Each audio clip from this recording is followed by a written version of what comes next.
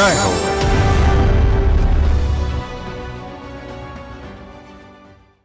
ఆమె పేరు ప్రజ్ఞా ప్రసూన్ సింగ్. పెళ్లై 2 వారాలు ఢిల్లీలో కొత్త కొలువుకు పిలుపుస్తే బెనారస్ నుంచి రైల్లో బయలుదేరారు. తనతో పెళ్లి నిరాకరించిందన్న కారణంతో అవమానంతో అసూయతో రగిలిపోతున్న ఓ యువకుడు ఆమెను రహస్యంగా వెంబడించాడు. అర్ధరాత్రి ప్రజ్ఞాపై యాసిడ్ దాడి చేశాడు. ముఖం కాలిపోయింది. 2 ఏళ్లు ఆసుపత్రికి పరిమితమయ్యారు. 15 శస్త్రచికిత్సలతో కోలుకున్నారు. తర్వాత ఆమె ఆమ్లదాడి బాధితులకు ఆసరాగా ఓ స్వచ్ఛంద సంస్థ నెలకొల్పి ఆదుకుంటున్నారు.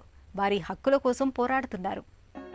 పాలింకిపోవటానికి మాత్రలు ఉన్నట్లే మనసింకిపోవటానికి మాత్రలుంటే బావుండు అన్న ఓ కవయిత్రి మాటలను కథానాయకురాలు ప్రజ్ఞా పరిస్థితికి అక్షరాల అన్వయించవచ్చు.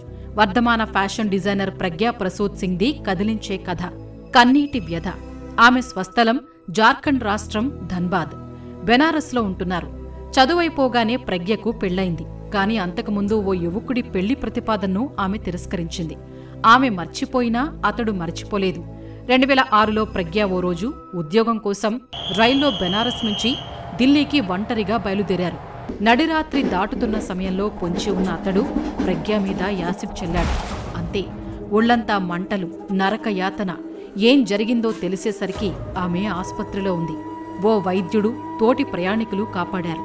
కాని ఆమ్లదాడిలో ఓ కన్ను పోయింది. ముఖాకృతి మారింది. సకాల వైద్యంతో మరో కంటి చూపును వైద్యులు కాపాడగలిగారు. 2 ఏళ్ల పాటు మంచానికే పరిమితమైంది. ముఖాకృతిని మామూలుగా చేసేందుకు అనేక శస్త్రచికిత్సలు చేశారు. The attack happened 12 days after my wedding in 2006. అది 2006 సంవత్సరం. నాకు పెళ్లైన 12 రోజుల తర్వాత ఆ దాడి జరిగింది.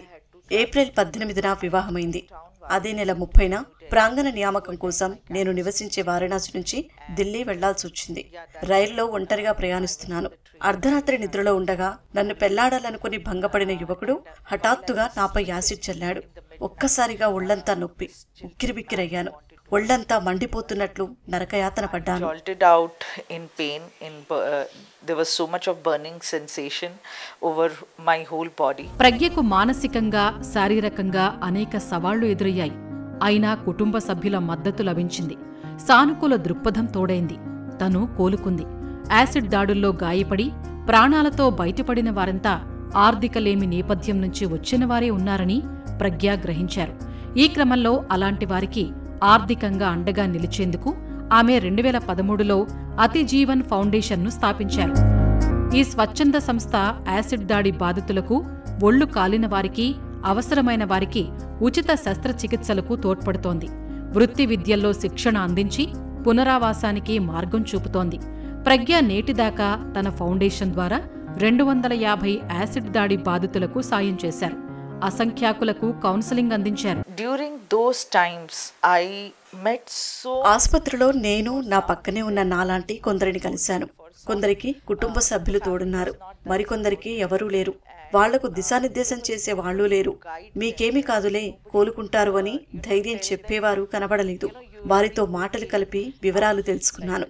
అలాంటి వారికి భరోసాగా, ఆసరాగా అతిజీవన్ ఫౌండేషన్ సంస్థను ప్రారంభించాను.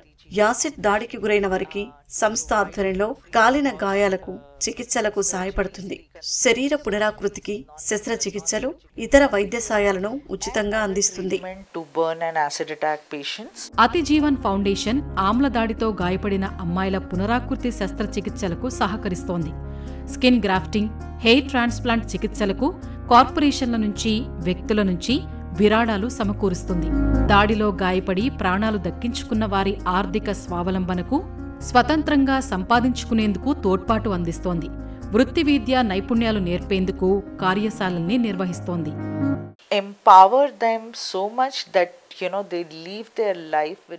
సాధికారత కల్పించని పక్షంలో వీరు స్వాభిమానంతో హుందాగా జీవించలేరు. గౌరవప్రదంగా జీవించడమే నాకు ముఖ్యం. ఎందుకంటే నాకు చికిత్స పూర్తయ్యాక నేను తిరిగి పనిలోకి వెళ్లాలని అనుకున్నాను. కానీ నన్ను వెళ్లనివ్వలేదు.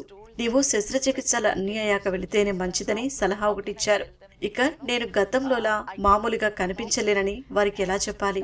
వాళ్ల మాటలు నా మనసును నొప్పించాయి. కానీ ఏదో ఒక స్థిరమైన పనిలో నిమగ్నమయ్యేందుకు మార్గాలను వెతికాను. లాభం లేకపోయింది. సాధ్యం కాలేదు.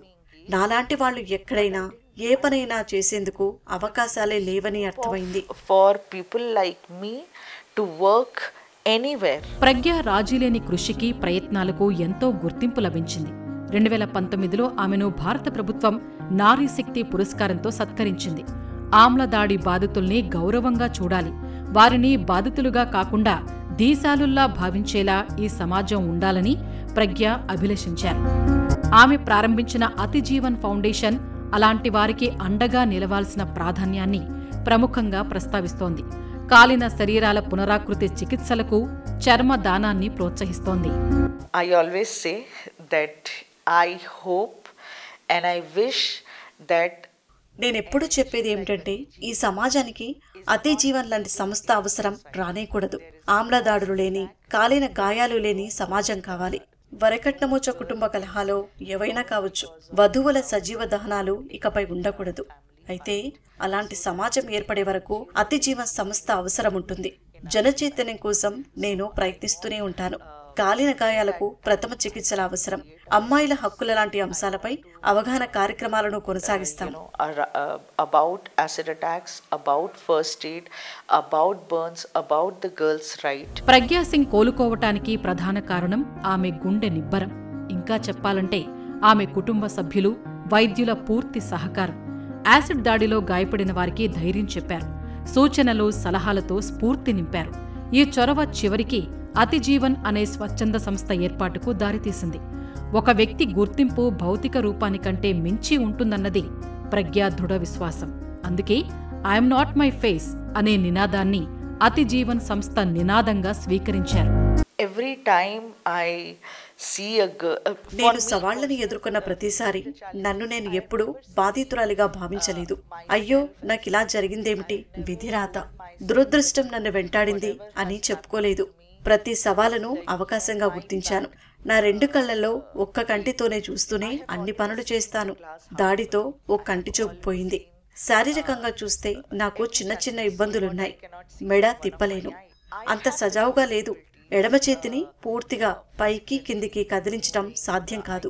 కానీ నా చేతులు పనిచేస్తున్నాయని మీకు తెలుసు. వీటితో పనులు చక్కబెట్టుకోగలను. I cannot move my left hand completely up and on. ప్రజ్ఞ క్రియాశీలక సామాజిక కార్యకర్త, అటు మనసెరిగిన భర్త. వ్యక్తిగత జీవితం సంతృప్తికరంగా సాగుతోంది. వీరికి 2 అమ్మాయిలున్నారు. తను బాగుంటే చాలు అనుకోలేదు ప్రజ్ఞ.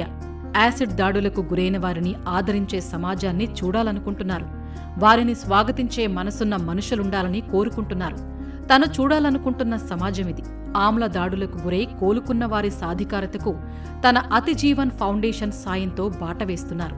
వీరికి హస్తకళల్లో శిక్షణ అందిస్తున్నారు. కుట్లు, అల్లికలు, చేతి వృత్తుల ద్వారా జీవనోపాధి చూపారు.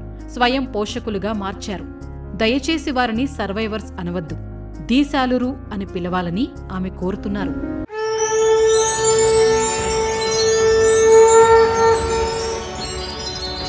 జై హో.